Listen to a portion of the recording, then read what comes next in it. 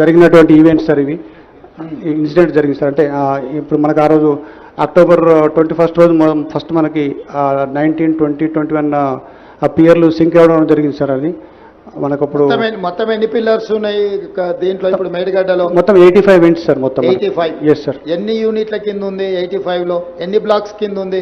మొత్తం 8 బ్లాక్స్ ఉన్నాయి sir. 8. Yes sir. 85 పిల్లర్లు, 8 బ్లాక్లు సార్. ఇప్పుడు ఏ బ్లాక్? 7th బ్లాక్ మనం పోయి చూసింది. అవును సార్. 7th బ్లాక్ లో పిల్లర్లు కూలిపోయినాయి. అవును సార్. అంతే కదా? అంతే. కారణం ఏంది? కారణాలు అంటే మనం ఇప్పుడు కొన్ని టెస్టులు చేస్తున్నాం సార్. మనము దాన్ని రూట్ కాజ్ ఏందో ఫైండ్ అవుట్ చేయడానికి వరకు జీపీఆర్ టెస్టులని, తర్వాత ఈఆర్టీ టెస్టులు బ్లాక్ 7కు కంప్లీట్ అయినాయి సార్. ఇంకా బ్యాక్ 6 and 8 కూడా ఒక 3-4 డేస్లో కంప్లీట్ అవుతాయి sir.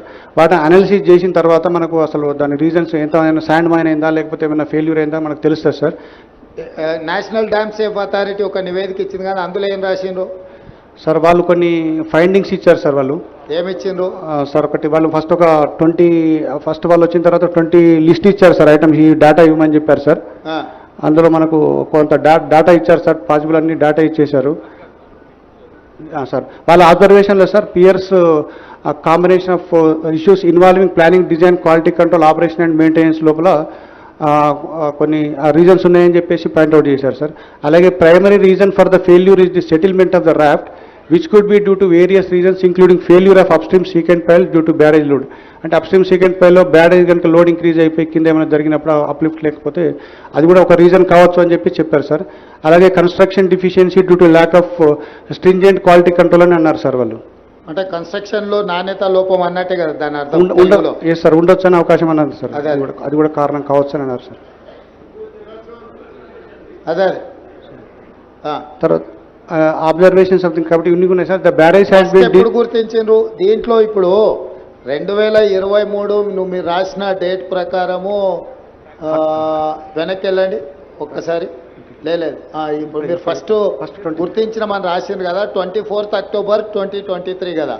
21 October sir evening. 21st October ఇదైంది, 24th October అన్నారు కదా సార్. 2020లోనే ఇది ప్రాబ్లం ఉందని లెటర్ రాసింది ఉంది కదా, దాని వివరాలు ఏడున్నాయి సార్? అది మనము ఫస్ట్ వాటర్ ఇంపోర్ట్ చేసిన తర్వాత 2020లో మనకు 10,60,000 అరౌండ్ క్యూసెక్స్ డిశ్చార్జ్ వచ్చింది సార్. అయితే అప్పుడు కంటిన్యూస్గా మనకు రెయిన్స్ రావడం జరిగింది, ఫ్లడ్ కూడా ఫ్లో అయినప్పుడు మనము నార్మల్గా గేట్లన్నీ ఫ్రీ ఫ్లో కండిషన్లో పెడతాం సార్. బోత్ సైడ్స్ మొత్తం లిఫ్ట్ చేసి పెట్టుకుంటాం sir. Upstream, downstream 2 ఫేస్లు సేమ్ ఉంటాయి సార్. అప్పుడు అక్కడ మనము డౌన్ స్ట్రీమ్ ప్రొటెక్షన్ వర్క్స్ అంటే సీకెంట్ పైల్ వేసిన తర్వాత డౌన్ స్ట్రీమ్ ప్రొటెక్షన్ వర్క్స్ అంటే ఫ్లెక్సిబుల్ ఆప్రాన్స్, ఆ సీసీ బ్లాక్స్ ఫిల్టర్లు వేసి పెడతాం సార్ అప్లిఫ్ట్ ప్రెషర్ రిలీఫ్ కావడానికి కొరకు.